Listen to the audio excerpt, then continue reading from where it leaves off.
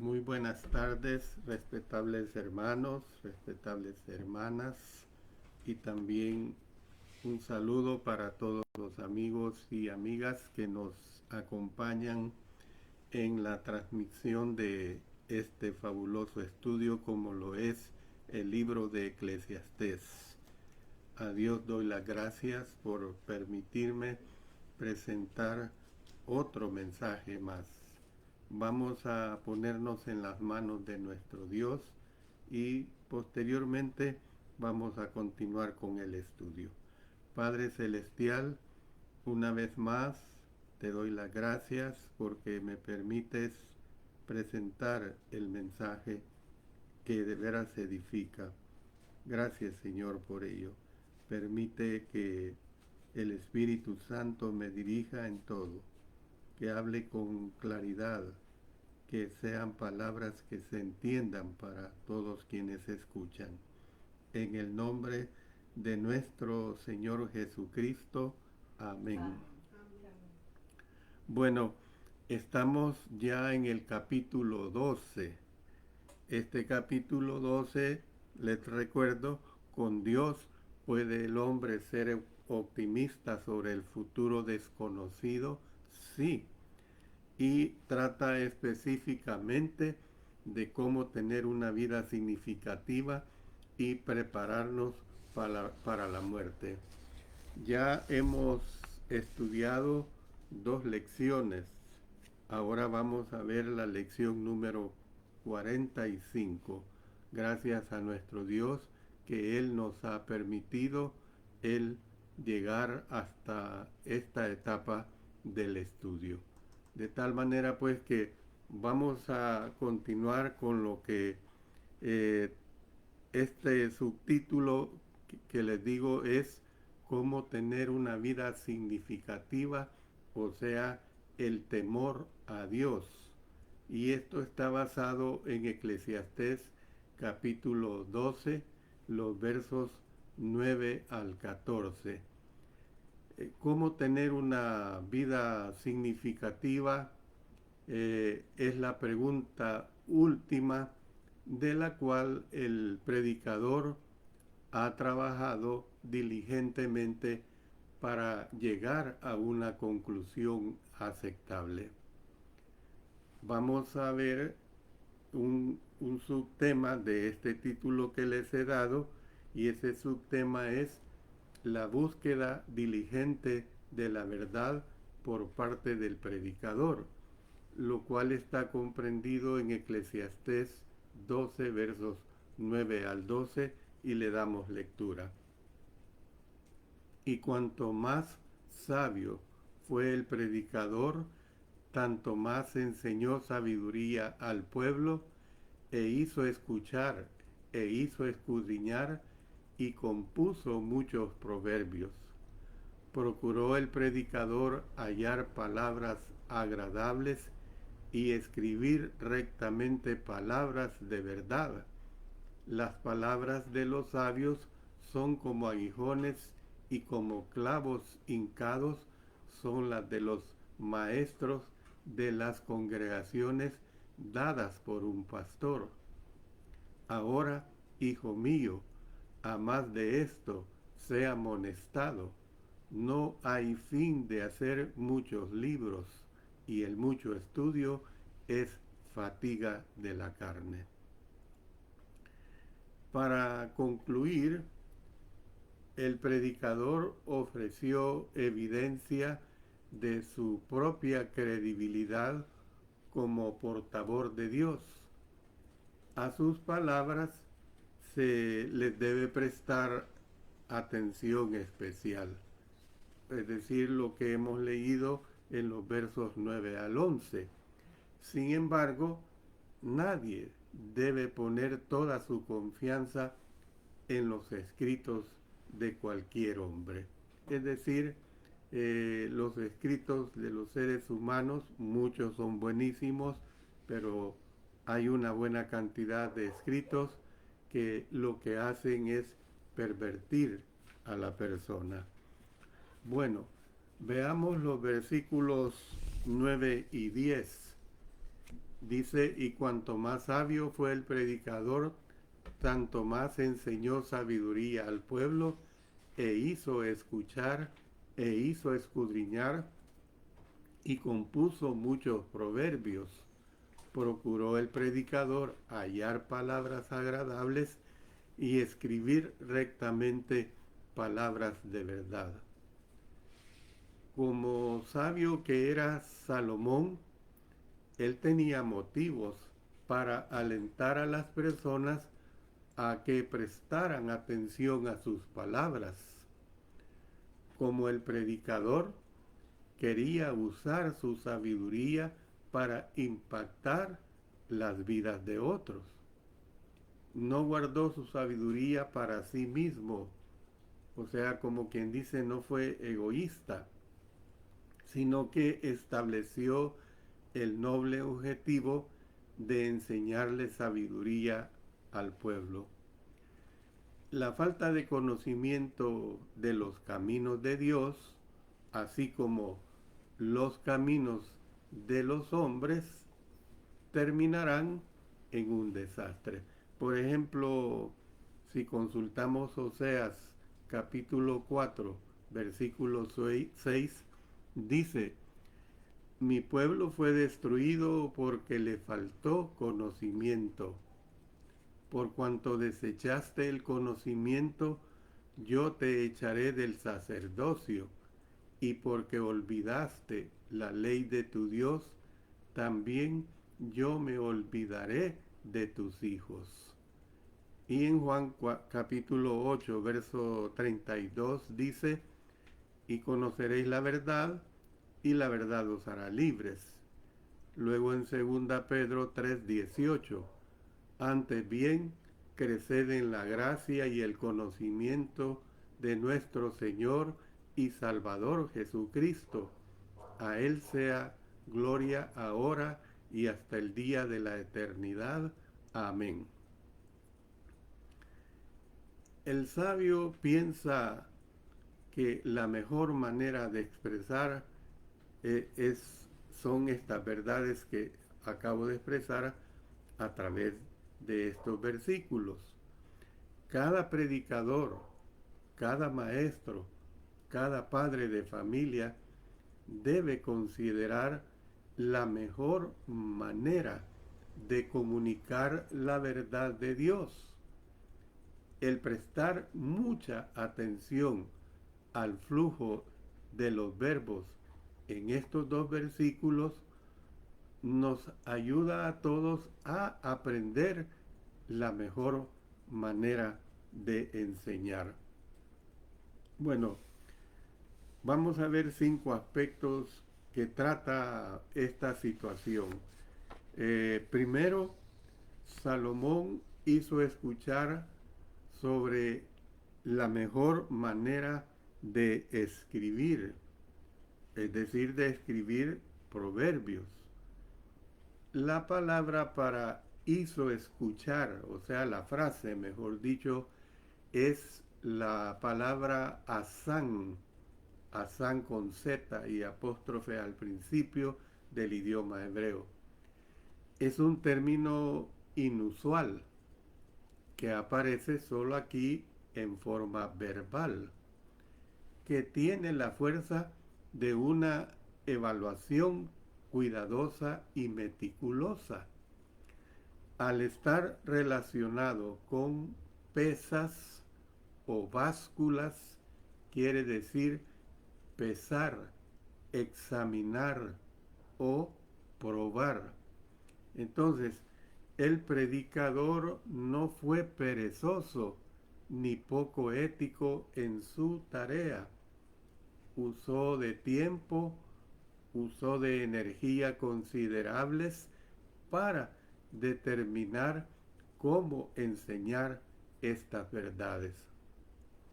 En segundo lugar, hizo escudriñar la mejor manera de comunicarse usando proverbios.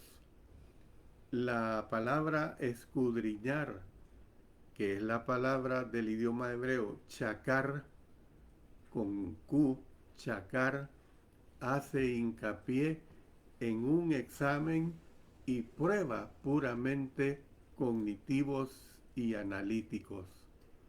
El hombre sabio fue diligente en su estudio y cuando hablamos de lo cognitivo se refiere al conocimiento. En tercer lugar, Salomón declaró que compuso muchos proverbios. Compuso se deriva de chacán, con Q también, o tacán, mejor dicho, tacán, con H intercalada, que literalmente quiere decir enderezar. En el Antiguo Testamento el verbo aparece solo en Eclesiastés y lo tenemos en Eclesiastés 1:15. Lo torcido no se puede enderezar y lo incompleto no puede contarse. También vamos a Eclesiastés 7:13. Mira la obra de Dios, porque ¿quién podrá enderezar lo que él torció? Y también consultemos Eclesiastés 12:9, que por cierto ya lo hemos estudiado.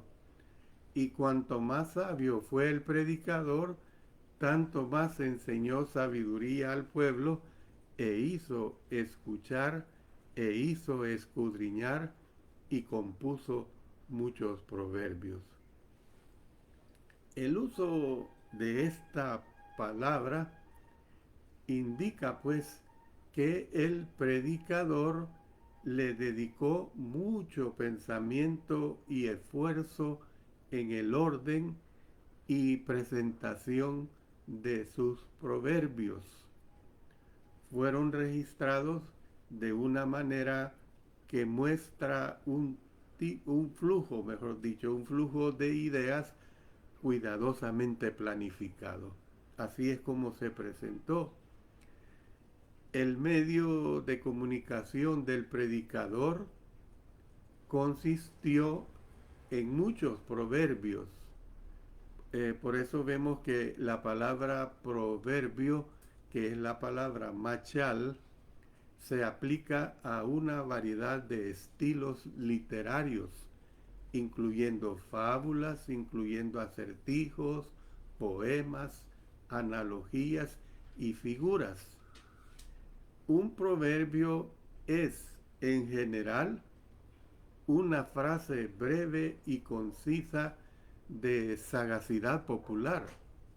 Entonces, dado que la palabra implica una variedad tan amplia de estilos literarios, tiene sentido pues que el escritor reflexionara sobre la mejor manera de presentar y organizar sus declaraciones de sabiduría.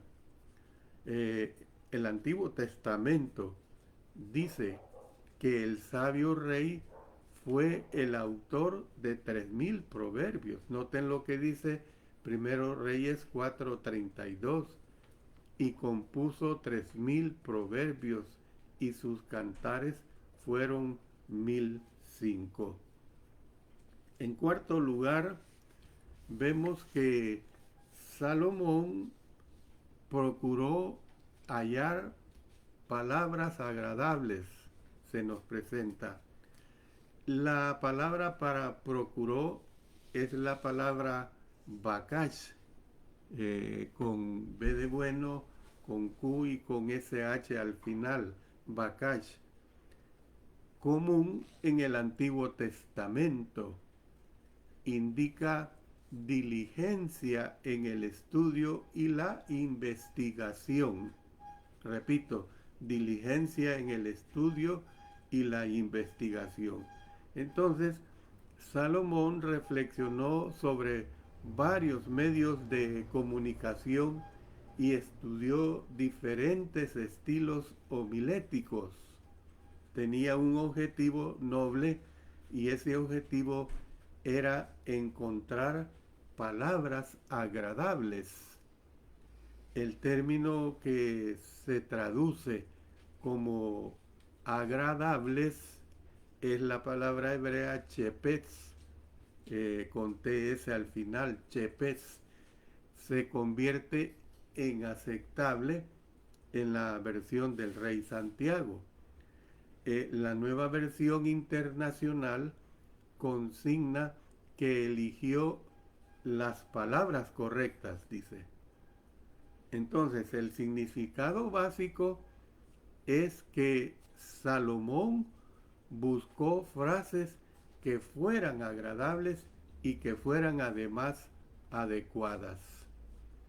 Una aclaración al respecto es que la pregunta sigue siendo, ¿logró Salomón su objetivo?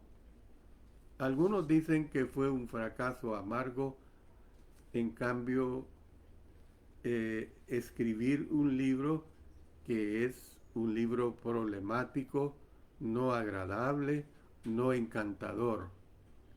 Sin embargo, eh, podría decirse que Salomón logró su objetivo de una manera sorprendente.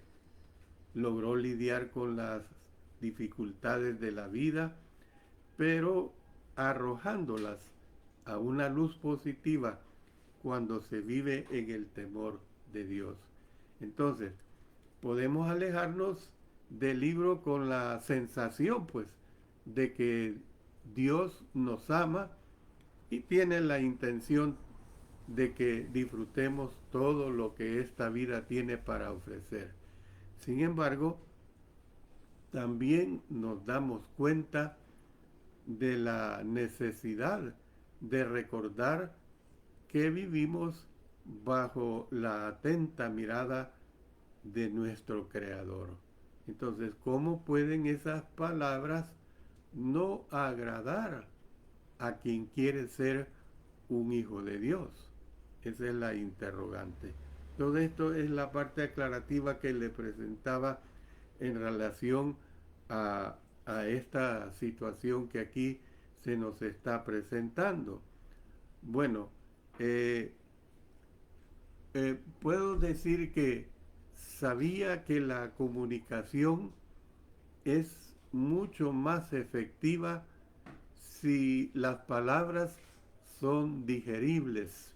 Por ejemplo, mire lo que dice en Colosenses capítulo 4 y el versículo 6. Sea vuestra palabra siempre con gracia, sazonada con sal, para que sepáis cómo debéis responder a cada uno. Entonces, ¿qué es lo que podemos ver acá? No deseaba ser abrasivo ni ofensivo al presentar la verdad. Más bien su intención fue comunicarse de manera pues que aumentara la receptividad.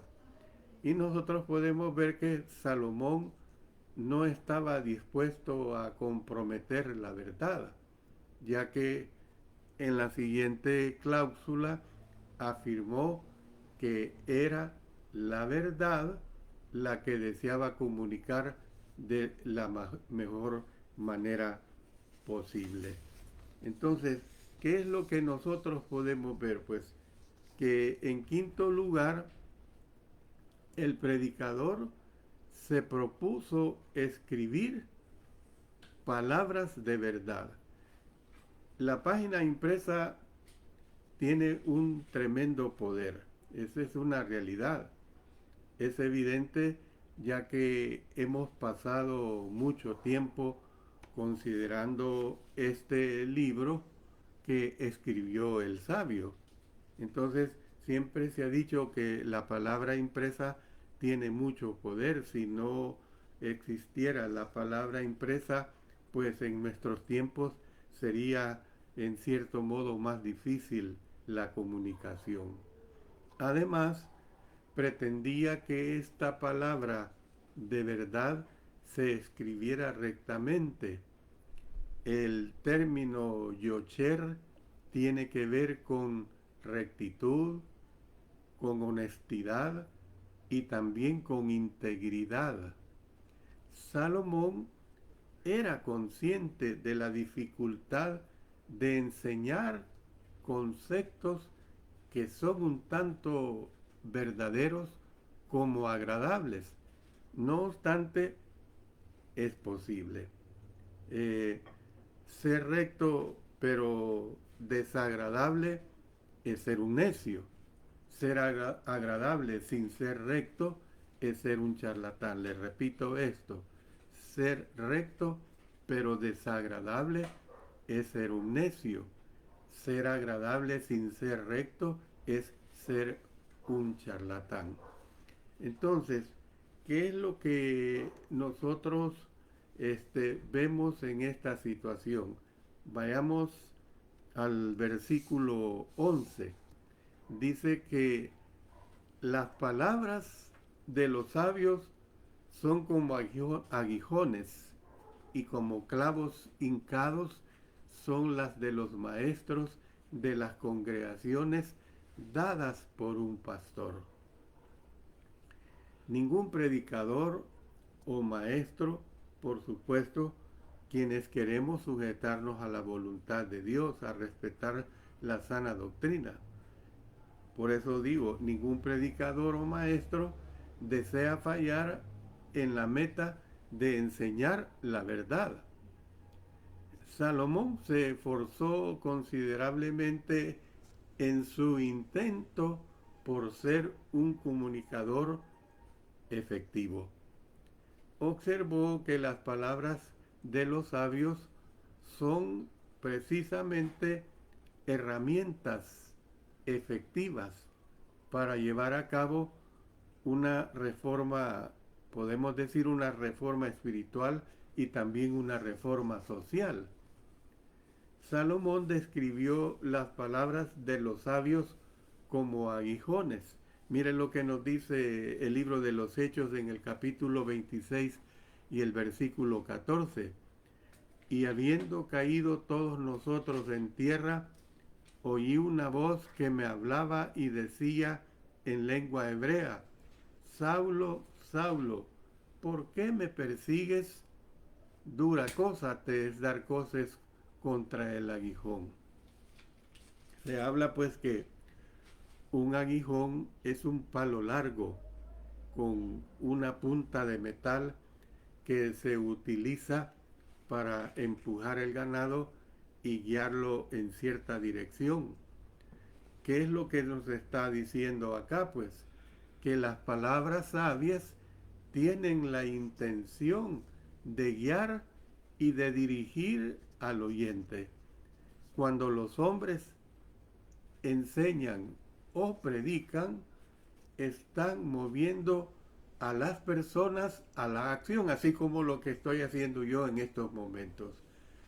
Dando un ejemplo del aguijón, cuando yo era niño, recuerdo que cuando a través de ir en una carreta de bueyes con los tíos abuelos que tenía, ellos usaban una vara que en la punta tenía una puya, o sea, le ponían un clavo para apoyar a la mancuerna de los bueyes y que caminara más rápido. Pero ¿qué sucedía? Que cuando la Guardia Nacional, que era la autoridad en ese tiempo, los descubría, se las partía en dos pedazos y las aventaba estos pedazos a los cafetales, porque era totalmente prohibido y con mucha razón inhumano el tratar a los animales así, de esa forma. Entonces, ¿qué es lo que vemos acá? Que los clavos hincados transmiten la idea de las palabras que han alcanzado el objetivo deseado al estar firmemente implantadas en los corazones y en las mentes de los oyentes. Un carpintero sabe que un clavo tiene que hacer contacto e incrustarse en la madera o no servirá para nada. Esa es la realidad. Entonces, cada predicador o maestro conoce la frustración de traer, o mejor dicho, de tratar de comunicar una verdad y de recibir solo miradas en blanco de sus oyentes. Sin embargo, aquellos que han aprendido las palabras de los sabios, incluso llegando a ser maestros de las congregaciones que enseñan dichos sabios, tienen en su poder las herramientas necesarias para ser comunicadores eficaces y poderosos. Entonces, seguimos viendo esta situación. Salomón concluyó la presente idea afirmando que las palabras de sabiduría tienen una fuente, son dadas por un pastor, dice. El pastor es Dios. Mire lo que dice Salmos 23:1. Jehová es mi pastor, nada me faltará. Luego vamos a Salmos 81. Oh pastor de Israel, escucha, tú que pastoreas como a oveja a José, que estás entre querubines, resplandece. Afirmando pues así de esta manera la inspiración de Eclesiastés. Salomón trabajó mucho en la investigación de las verdades que registró.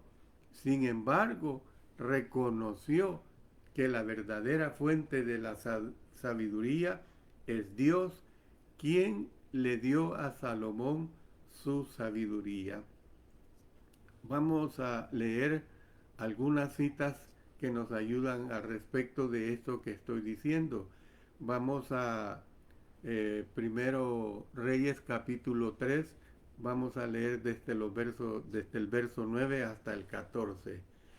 Da pues a tu siervo corazón entendido para juzgar a tu pueblo y para discernir entre lo bueno y lo malo. Porque ¿quién podrá gobernar este tu pueblo tan grande? Y agradó delante del Señor que Salomón pidiese esto. Y le dijo, Dios, porque has demandado esto, y no pediste para ti muchos días, ni pediste para ti riquezas, ni pediste la vida de tus enemigos, sino que demandaste para ti inteligencia para oír juicio. He aquí lo he hecho conforme a tus palabras. He aquí que te he dado corazón sabio y entendido, tanto que no ha habido antes de ti otro como tú, ni después de ti se levantará otro como tú. Y aún también te he dado las cosas que no pediste, riquezas y gloria, de tal manera que entre los reyes ninguno haya como tú en todos tus días. Y si anduvieres en mi camino, guardando mis estatutos y mis mandamientos, como anduvo David tu padre, yo alargaré tus días. Ahora pasemos a Primero Reyes, capítulo 4, versos 29 y 30. Y Dios dio a Salomón sabiduría y prudencia muy grandes, y anchura de corazón como la arena que está a la orilla del mar. Era mayor la sabiduría de Salomón que la de todos los orientales y que toda la sabiduría de los egipcios. Entonces, ¿qué es lo que nosotros vemos aquí, hermanos? Que todos los predicadores tienen que conocer o reconocer, mejor dicho, que sus mensajes deben tener a Dios como su origen. Esta es la realidad. Todos los que enseñamos la palabra de Dios debemos reconocer que nuestros mensajes tienen como origen a nuestro Dios. Bueno, pasémonos al versículo 12. Dice acá: ahora, hijo mío, a más de esto, sé amonestado. No hay fin de hacer muchos libros, y el mucho estudio es fatiga de la carne. La frase a más de esto se refiere a libros que no son la palabra de Dios. Se sabe que existen libros desde alrededor del año 3500 antes de Cristo. Para los días de Salomón ya se habían escrito miles de libros, pero no en la forma tradicional, sino que se habían escrito sobre arcilla, sobre piedra, sobre papiro o cuero. Este, Hablando un poco de la historia del libro, sabemos que Johannes Gutenberg fue el inventor de la imprenta en el año de 1440, y se habla de que en el año de 1449 el primer libro que se imprimió fue el Misal de Constanza, pero el primer libro impreso formalmente en tipos móviles fue en el año de 1452, que se conoce como la Biblia de Gutenberg. Y esto marcó el inicio de la edad de la imprenta. Yo tuve el privilegio de conocer la tipografía Vicares, y les hablo un poco de historia. Yo dirigí los cursos bíblicos, siempre he dicho, alrededor de unos 25 años aquí en El Salvador. Y cuando se nos agotaba una lección, porque está desde la introducción hasta la 11ª lección, cada lección era impresa en la tipografía Vicares, pero ellos primero hacían el levantamiento del tipo, y cuando hacían el levantamiento del tipo era una serie de planchas con un metal especial, donde en una forma muy cuidadosa escribían todo el contenido de cada lección que se mandaba a imprimir, y cuando una vez estaba preparado el machote, me lo llevaban a la oficina.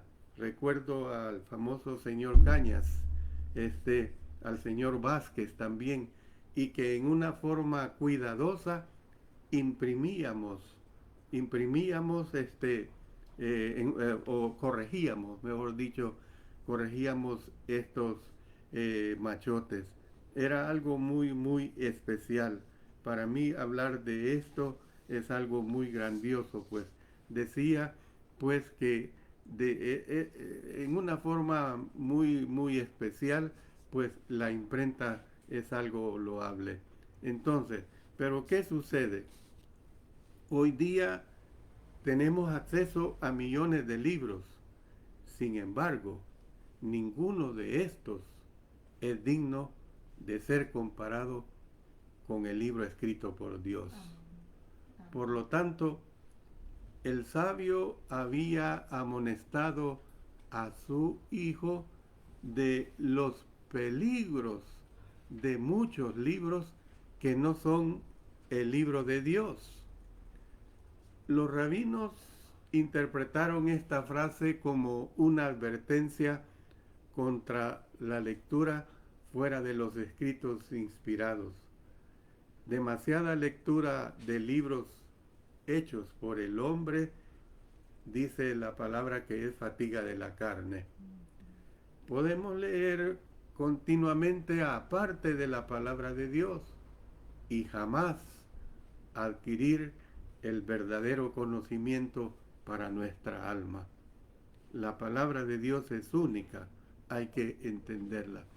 Yo no estoy diciendo, el estudio no lo dice, el escritor Salomón no lo dice también, Dios tampoco no lo dice, no nos está hablando de inhibirnos, de no leer. Hay muchos buenos libros que se han escrito a través de los siglos por los siglos. De esos buenos libros nosotros tenemos que aprovecharnos, pero sí, hay una buena cantidad de libros que corrompen el alma de las personas y de esos tenemos que tener mucho cuidado. Bueno, paso a otro aspecto muy importante de este estudio. Se encuentra la respuesta definitiva. Teme a Dios y guarda sus mandamientos. Esto está basado específicamente en los versos 13 y 14 de este capítulo 12. El fin de todo el discurso oído es este: teme a Dios y guarda sus mandamientos, porque esto es el todo del hombre. Porque Dios traerá toda obra a juicio, juntamente con toda cosa encubierta, sea buena o sea mala. El predicador al fin le dio conclusión a su sermón. Este poderoso final ha llevado a muchos a concluir que podría, o no pudo, mejor dicho, haber sido escrito por el autor de los capítulos anteriores, sino que tiene que ser una adición posterior de un escriba. Algunos críticos sostienen que estos versículos contienen una alta nota ética y teológica que no encaja con el resto del libro. Sin embargo, ninguna evidencia manuscrita indica que sea una glosa posterior. La conclusión encaja perfectamente con el tema general del libro: la necesidad de reconocer la presencia de Dios en nuestras vidas. Amén. Aquellos que reconocen a Dios seguirán los dos imperativos principales que aquí se están ofreciendo. Tenemos que tener ese cuidado, pues. Por eso miren lo que nos expresa el versículo 13. El fin de todo el discurso oído es este: teme a Dios y guarda sus mandamientos, porque esto es el todo del hombre. Los versículos finales del libro comienzan apropiadamente con las palabras el fin. Noten, dice el fin. Mucho se había dicho, sin embargo, era hora pues de que Salomón expresara algunos pensamientos finales. Su enfoque fue similar al que podría encontrarse en un tribunal de justicia. En su investigación, testigo tras testigo había sido presentado hasta que todo el discurso fue oído. Ahora el juez llegaría a dar su veredicto, o a dar un veredicto. En vista de la evidencia considerada, ¿cuál es la respuesta a la pregunta final de cómo se debe vivir? En Eclesiastés 1:2, recordemos lo que estudiamos al inicio de este estudio. Vanidad de vanidades, dijo el predicador. Vanidad de vanidades, todo es vanidad. El predicador declaró que todo es vanidad. Más adelante demostró que la vida queda sin sentido si no se incluye a Dios. ¿Por qué? Sin Dios, la vida está totalmente vacía, pero con Dios, la vida tiene sentido y tiene valor. Noten lo que dice Eclesiastés 2:24. No hay cosa mejor para el hombre sino que coma y beba y que su alma se alegre en su trabajo. También he visto que esto es de la mano de Dios. El resumen del sermón se encuentra en dos puntos principales y se presentan en el orden correcto. Primero, se debe temer a Dios. Salomón había dado tal advertencia varias veces antes de enfatizarla aquí. Miren lo que recordemos en Eclesiastés 3:14. He entendido que todo lo que Dios hace será perpetuo. Sobre aquello no se añadirá, ni de ello se disminuirá. Y lo hace Dios para que delante de él teman los hombres. Eclesiastés 5:7 dice también, donde abundan los sueños, también abundan las vanidades y las muchas palabras. Mas tú teme a Dios.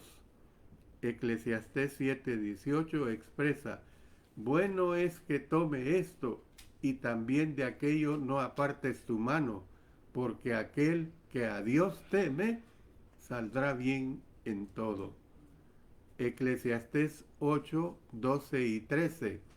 Aunque el pecador haga mal 100 veces y prolongue sus días, con todo yo también sé que les irá bien a los que a Dios temen, los que temen en su presencia, y que no le irá bien al impío, ni le serán prolongados los días que son como sombra, por cuanto no teme delante de la presencia de Dios.